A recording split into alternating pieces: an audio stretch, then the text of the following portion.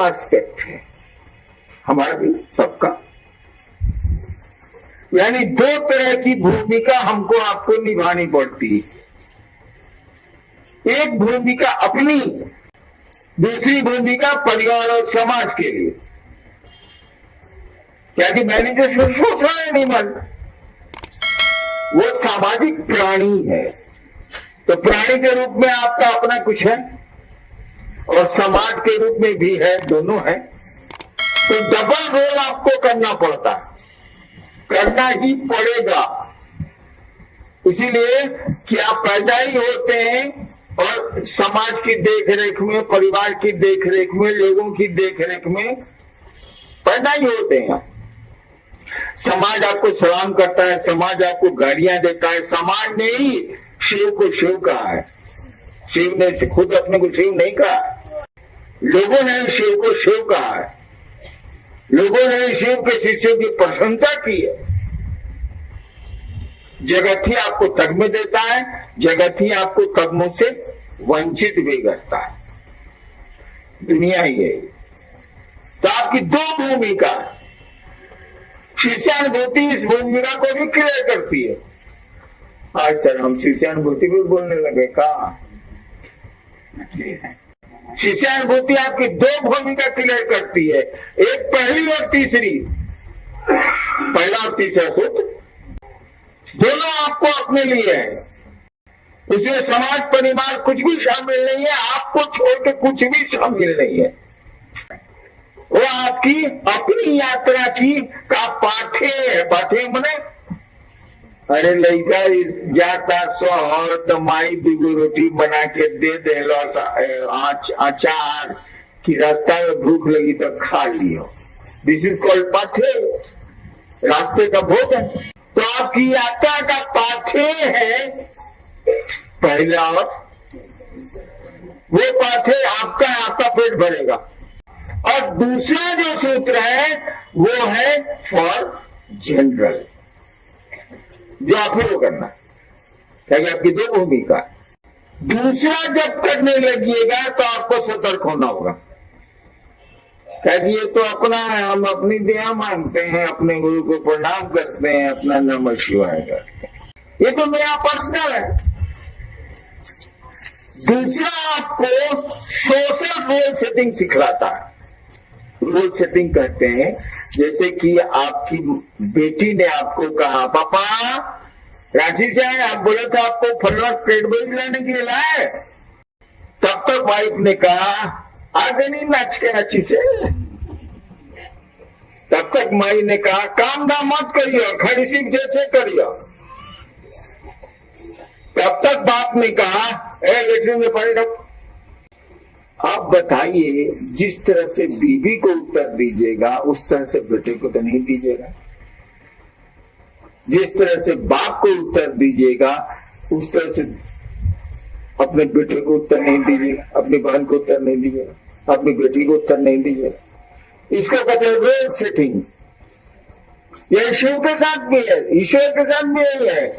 महादेव को प्रणाम करिए कि आप मेरे गुरु हैं, वो गुरु हो जाएंगे। महादेव को प्रणाम करिए आप महाकाल हैं, महाकाल हो जाएंगे। महादेव को प्रणाम करिए आप मृत्युंजय हैं, मृत्युंजय हो जाएंगे। महादेव को प्रणाम करिए कि आप महादेव हैं, सबसे ज्यादा देते हैं, महादेव है वही हो सकता, कुछ नहीं बदला उसमें। हमको आपने कहा जरा गाड़ी चला दिए तो मैं ड्राइवर बन गया। हमको आपने कहा कि जरा भोजन करा दीजिए तो मैं भोजन करा रहा हूँ। मुझको आपने कहा कि जरा अंग्रेजियां ठीक कर दीजिए तो फिर मैं दूसरा काम कर रहा हूँ। है तो वही आदमी वो। तो आपके गुरु ने दो रोल आपको दिए, क्योंकि दो रोल आप करते ही करते हैं, आपको करना पड़ता ही पड़ता है। एक आपकी अपनी यात्रा का पाठे दिया उसने। अपनी यात्रा में भूख लगे और जरूरत हो, ऊर्जा की जरूरत पड़ती है, खाना दिया आपको उसने कि तुम स्वस्थ रहोगे तभी न किसी को कुछ कर सको। और दूसरा सूत्र दे दिया कि इस पाठे को बांटो, और जैसे आप बढ़ना शुरू करेंगे अब आपकी सतर्कता चालू हो गई। बहुत खतरनाक काम है सारा 2 नंबर सूत्र। आपकी सतर्कता चालू हो गई। देह बसाता शिव चर्चा करे जाता नहीं के सुनी गाड़ू खूब पी ले बनी शिव चर्चा में बैठे बनी के सुनी दुर्व्यवहार कमली रे।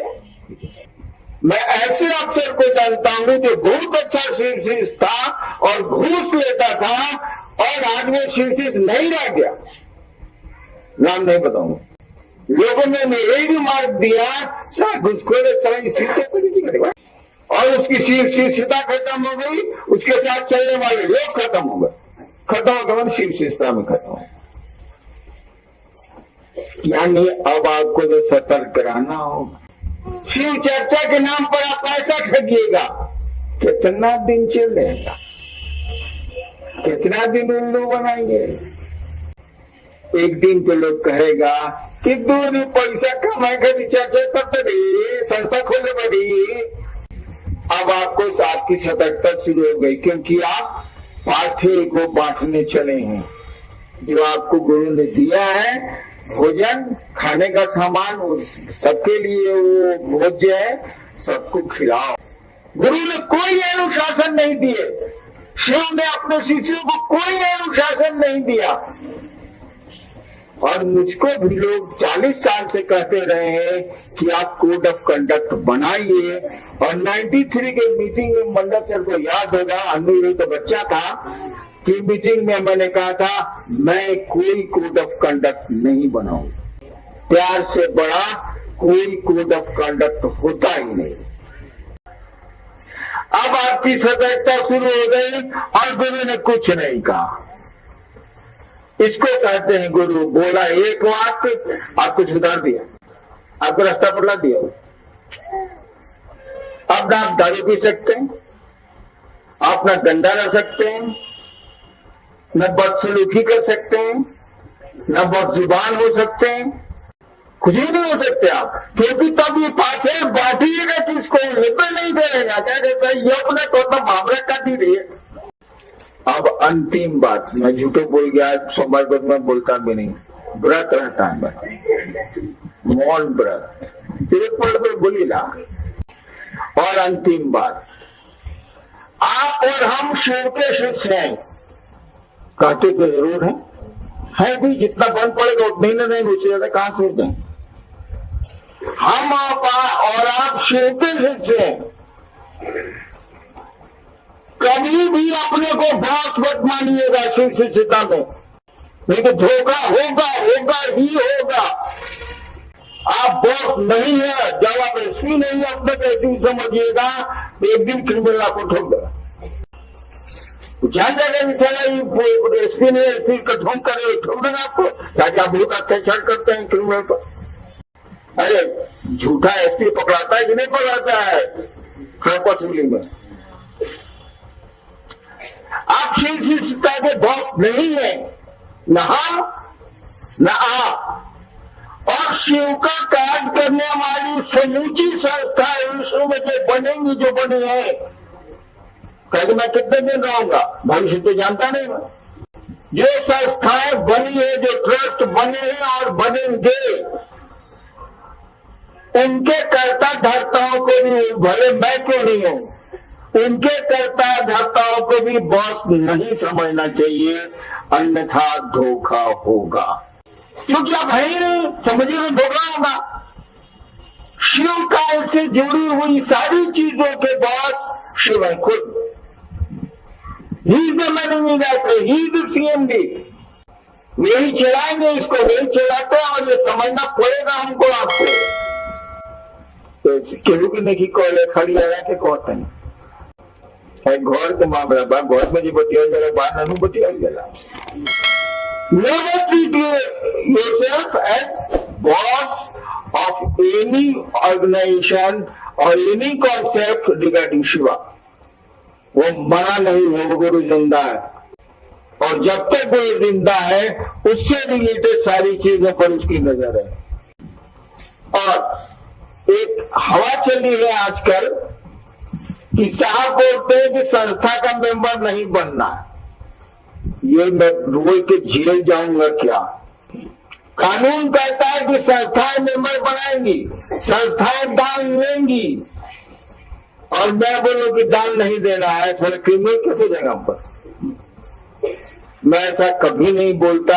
मेरे नाम पर आपको बहुत कुछ लोग बोलते होंगे, कृपया हमसे पूछ लिया कीजिए, या यहाँ आते हैं तो मुंह खोल के बोलिए कि सर आपके बारे में या इस बारे में लोग ऐसा कहते हैं, हमको क्या करना चाहिए, मैं बता दूंगा। तो आप तो बोलते हैं गोड़ दुखाता है, अरे मुड़ी दुखाता है, अरे क्या कोई फला ही बोलता मां बढ़नी रे। अमूमन मैं संस्थाओं और ट्रस्ट पर कुछ बोलता ही नहीं, तो कैसे एंटी बोलूंगा? कैसे बोलूंगा कि आप मेंबर नहीं बनिए? आप मेंबर बनिए, हम नहीं करते। और गैर कानूनी काम न हम करते हैं, न शिव के शिष्य करते हैं। हम ये काम नहीं करते हैं। We respect Indian Constitution and we will respect Indians. तो खिस्सा सुना ही। मैं बंबई जा रहा था, कि कहां जा रहा था याद नहीं, लेकिन एरोप्लेन से जा रहा था। किसी एयरपोर्ट पर रुका हुआ था, किसी को मैंने नहीं कहा। जो लोग मेरे साथ थे, मेरे बेटे, बड़े बेटे थे, बहू थी, किसी को आज तक हमने नहीं कहा। एयरपोर्ट पर कहीं बैठे हुए थे, याद नहीं पड़ रहा, 2-3 घंटा बैठना था दूसरा जहाज पकड़ने के लिए। इसी बीच याद पड़ रहा हल्का सा यादों नहीं पड़ रहा कौन एयरपोर्ट था वो ना। बहुत भीड़ थी एयरपोर्ट पर, पूरा भरा हुआ था। नहीं अनुद्र मेरे साथ था, बैठा भी थी। मैं बाथरूम गया, एयरपोर्ट के वॉशरूम कोई नहीं था वॉशरूम में। मैंने शौच किया, पेशाब करने जाना। तो जब मैं पेशाब करा कर जिसे 2 आदमी घुसा बाथरूम में, दोनों थे अनुभव की उम्र के, थोड़ा गोरा बट इंडियन, देख रहे सेक्टर भारतीय है वो, थोड़ा सा रहने पोशाक थोड़ा सा मॉडर्न था। दोनों आपस में बतियाया, हम वहां है तब में, हमको देखा है कि नहीं देखा हम क्या जाने। आपस में बतिया रहा है, ये कुछ बोला, तो एक उसमें बोलता है लड़कवा, डैम इंडियंस, यही लाइन बोला। मैं भारतीय को गाली दी उसने, उसी को बोला, हमको थोड़ा बोला डैम इंडियंस। हमको इतना बुरा लगा है कि आज तक बुरा लगा हुआ है। मैं सोचता था कि अगर बिहार रांची में दोनों भेटा जाते हैं हमको, साले को मिजाजे हरियर कर देते हैं हम, कि साले इंडियन डैम इंडियन सिंधे गाली दया, भारतीय को गाली दया। हमको लगा कि इस देश की क्या स्थिति है नौजवानों की, कि इस देश के नौजवान इंडियंस को गाली दे रहे हैं। डैम इंडियन से हमें क्या हुआ? धिक्कार है भारतीयों को। हम लोग ऐसा पाठ नहीं पढ़ाते हैं। हम लोग अपने देश और देशवासियों की इज्जत करते हैं। इतना मॉडर्न हम लोग नहीं हो गए कि इंडियंस को गाली दें, और गाली देने वाले को भी बर्दाश्त हम लोग करना नहीं चाहते। और ये कहानी मुझको इतनी भूल गई कि हमने किसी को कहा ही नहीं। आज पहली बार आप लोगों से कह रहा हूं, जबकि बात घटना के 7-8 महीना गुजर गए, किसी को नहीं कहा, नन। तो संस्था और न्यास पर तो मैं कुछ बोलता ही नहीं। गैर कानूनी काम हम करते नहीं, तो कैसे बोलते सदस्य मत बन जाइए या दान मत दीजिए, सदा कानून का उल्लंघन होगा। हाँ, ये जरूर कहता हूं कि शिव के शिष्य होने के लिए आपको किसी संस्था, किसी न्यास, किसी ऑर्गेनाइजेशन, किसी की भी शिष्यता की जरूरत नहीं है। जब आपको कुछ खाने के लिए हम मना नहीं करते हैं, कुछ करने के लिए नहीं कहते हैं, केवल 3 सूत्र कहते हैं, तब कैसे कहते हैं आप हम आपको कि शिव शिष्य बनने के लिए ₹5 का?